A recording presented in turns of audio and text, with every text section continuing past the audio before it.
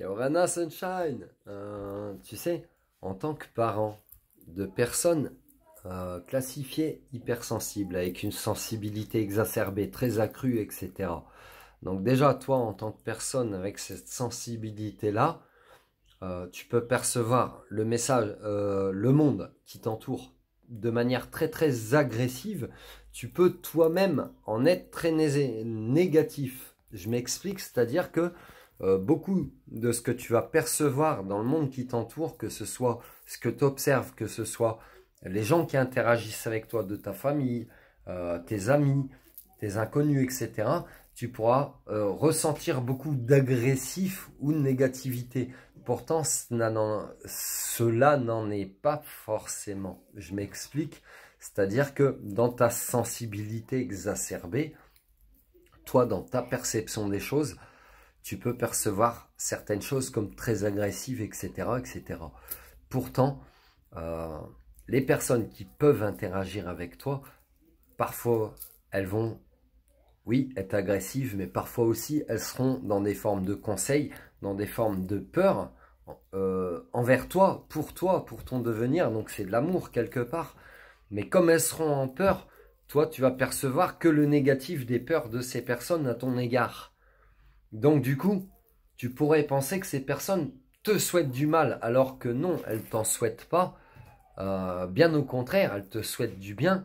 C'est à toi de leur expliquer aussi que dans la formule de pensée, la manière de penser, si tu es dans le négatif, tu vas tirer le négatif à toi. Donc si tu as peur pour quelqu'un, c'est comme si tu lui créais un égrégore négatif autour de lui. J'ai peur qu'il t'arrive ça, donc ça va arriver. Parce que c'est la loi de l'attraction, ce que tu vibres, tu vas l'attirer. Donc si tu vibres la peur pour toi-même ou pour les autres, tu vas l'attirer. Donc c'est comme si tu projetais des mauvaises intentions qui n'en sont pas finalement. C'est pas intentionnel, mais c'est comme si tu projetais de la merde sur l'autre, juste par tes peurs. Donc enlève-toi ces schémas de pensée-là.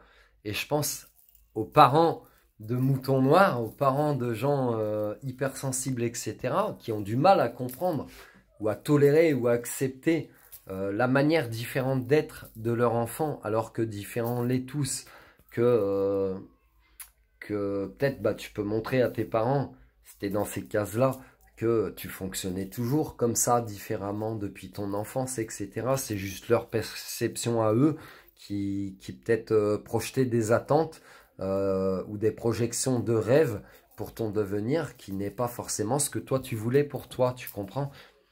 Et même ce que toi tu veux pour toi, c'est pas forcément ce que tu as besoin. C'est bon, si tu veux aller par là un peu plus loin.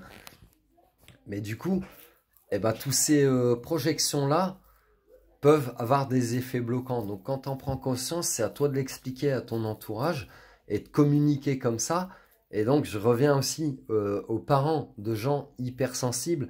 Et ben, peut-être que vous-même, vous êtes dans ces cases-là, mais comme vous avez vécu à des époques différentes qui étaient beaucoup moins émotionnelles, etc., votre hypersensibilité, elle a été encore plus amoindrie. Et du coup, vu qu'elle a été amoindrie, et là ça craque, hein, c'est des blessures, tu vois, ça peut peser sur beaucoup de personnes comme un poids depuis des années, ou tu peux sentir aussi à ta cheville comme un enchaînement, un boulet que tu traînes. Tu coupes tout ça. Avec le passé, ça t'appartient plus, c'est des conditionnements. Toi, tu as juste à être et à souhaiter le meilleur pour ton enfant. Ton enfant, comme ce que j'ai dit à mes parents, nos enfants sont nos plus belles réussites, si tu veux.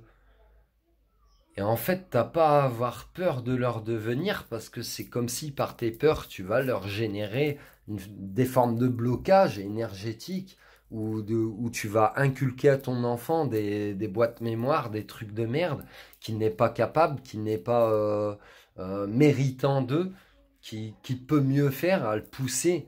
Oui, c'est toujours dans une bonne intention, à le pousser au meilleur de lui-même.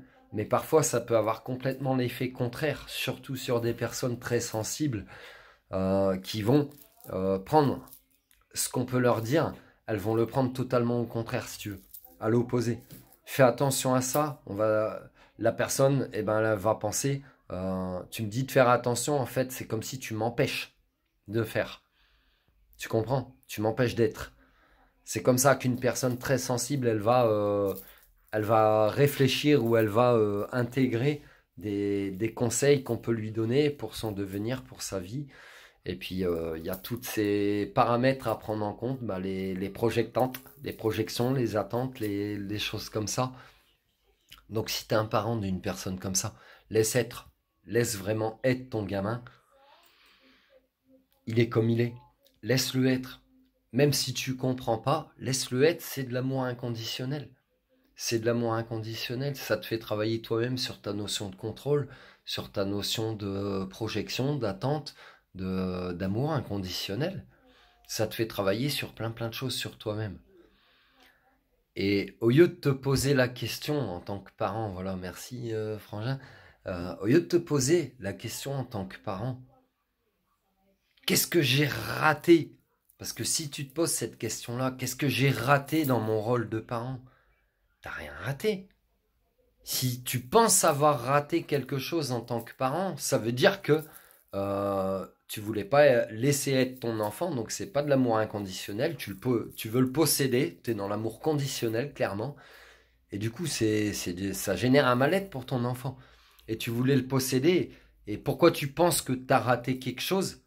Bah parce que tu transposais toi, tes propres rêves sur ton enfant. Tu comprends? Alors que pose-toi la question inverse. Qu'est-ce que j'ai réussi avec mon enfant? T'as des frissons, hein? T'as pas froid, hein, ça réveille. Qu'est-ce que j'ai réussi avec mon enfant? Pas qu'est-ce que j'ai raté. Parce que sinon tu le prends pour toi. Qu'est-ce que tu as réussi avec ton enfant? Qu'est-ce que tu lui as transmis? Tu comprends? Je te laisse méditer, prends soin de toi. Have a good evening, sunshine.